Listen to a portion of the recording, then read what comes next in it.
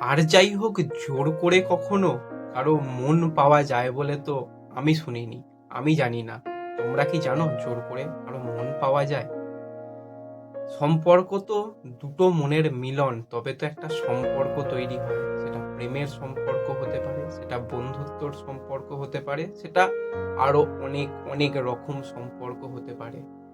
জোর করে কি কোনোদিন কারো মন পাওয়া যায়? সত্যি আমার জানা নেই। তোমাদের যদি কারো জানা থাকে অবশ্যই কিন্তু তোমরা জানাতে পারো। তো আজকের আমরা যে বিষয়টাকে নিয়ে কথা বলবো, মন। এই মন সবসময় পরিবর্তন হয়, তো সেই মন পরিবর্তন নিয়ে একটু কথা বলার রয়েছে। যারা আমাকে চেনো না, আমি সন্দীপ দে, তোমাদের এসডি ফ্যামিলি চ্যানেলে সকলকে ওয়েলকাম। তো আজকের বিষয় মন। তো দেখো, দুটো সম্পর্ক বা তিনটে সম্পর্ক বা চারটে সম্পর্ক, অনেক রকম সম্পর্ক হতে পারে।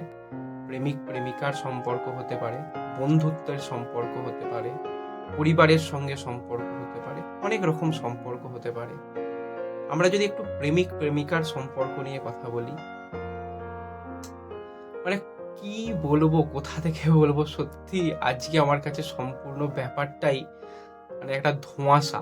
ধোঁয়াশা ছাড়া কিছু নয়। সামনের দিকে যেটা তাকাচ্ছি সেটা ঠিক, কিন্তু পিছন দিকটা পুরোটাই ধোঁয়াশা। পিছনে কি আর তাকাবো? একদমই না, পিছনে তাকানোর মতন আর কোনো দরকার নেই।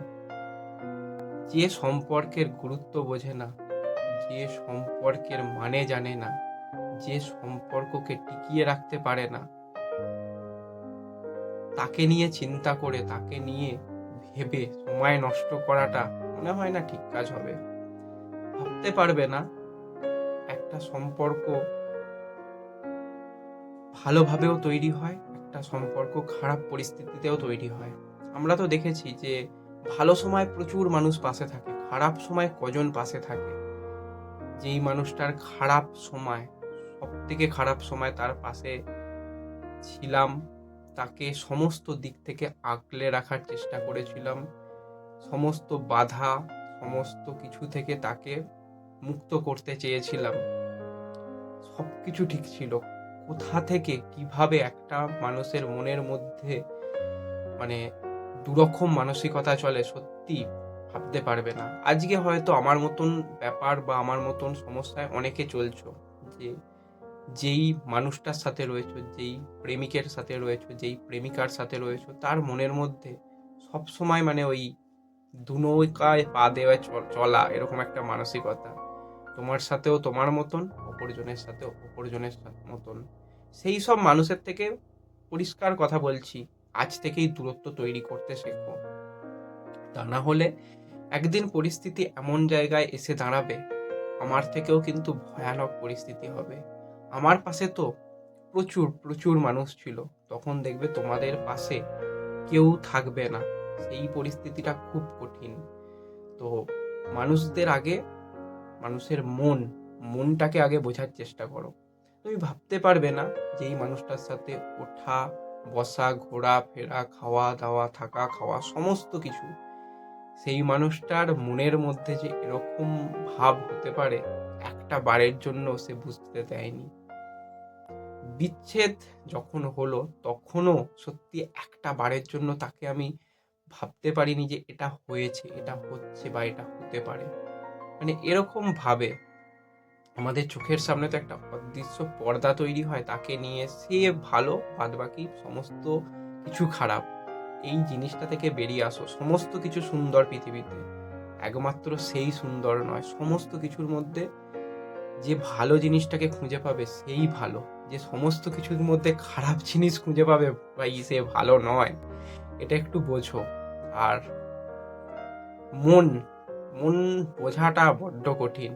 সত্যি যদি থার্মোমিটার হতো মন বোঝার, সত্যি অনেক ভালো হতো। যদি অন্য কোনো মেশিন পাওয়া যেত যে মন বোঝার, সত্যিই খুব ভালো হতো। মনের মধ্যে কি চলছে সেটা যদি বোঝা যেত, যেই মানুষটার স্পর্শ, যেই মানুষটার গন্ধ, যেই মানুষটার কাছে আসা সমস্ত কিছু পরিবর্তন করে দিত, সেই মানুষটার মনের মধ্যে যে এরকম কিছু হতে পারে, এরকম কিছু চলতে পারে, একটা বারের জন্য সত্যি বোঝা যায়নি। তো আমার বয়সী বা আমার ছোট ছোট যারা ভাই বোন রয়েছে, বা তোমাদের যারা বন্ধু বান্ধবীরা রয়েছে, তাদের মধ্যেও দেখবে এরকম সমস্যা অনেকেরই চলছে।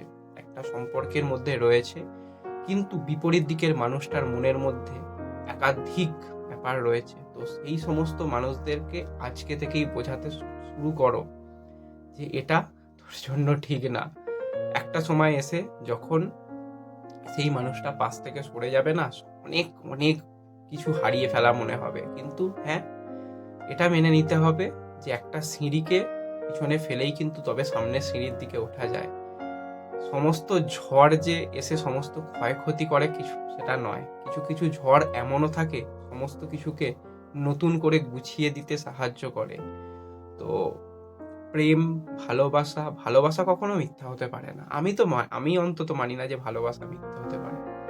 তো সেক্ষেত্রে বলবো প্রেম ভালোবাসা অবশ্যই মূলত থাকবেই, কিন্তু এই মনটা বোঝার চেষ্টা করো। তোমার পাশের যেই মানুষটা বসে আছে তার মনের মধ্যে কি চলছে, তার সাথে আরো কথা বলো। কথা বললেও যে সবসময় সমস্যার সমাধান হয় তা নয়। আর অন্ধবিশ্বাস, এটা আগে একটা ভিডিওতে আমরা অন্ধবিশ্বাস নিয়ে কথা বলেছি, সেই ভিডিওটাও একটু দেখতে পারো। বিশ্বাস করো, অন্ধবিশ্বাস নয়। ব্যাস, এই ভিডিওতে এটুকুই আমার মনের কথা তোমাদের সঙ্গে শেয়ার করলাম। তোমরা তোমাদের মনের কথা শেয়ার করতে পারো কমেন্ট বক্সে। ভিডিও ভালো লাগলে লাইক শেয়ার করতে পারো। ফেসবুক পেজ থেকে দেখলে ফেসবুক পেজটাকে ফলো করে নিতে পারো। তো দেখা হবে পরবর্তী ভিডিওতে। ধন্যবাদ।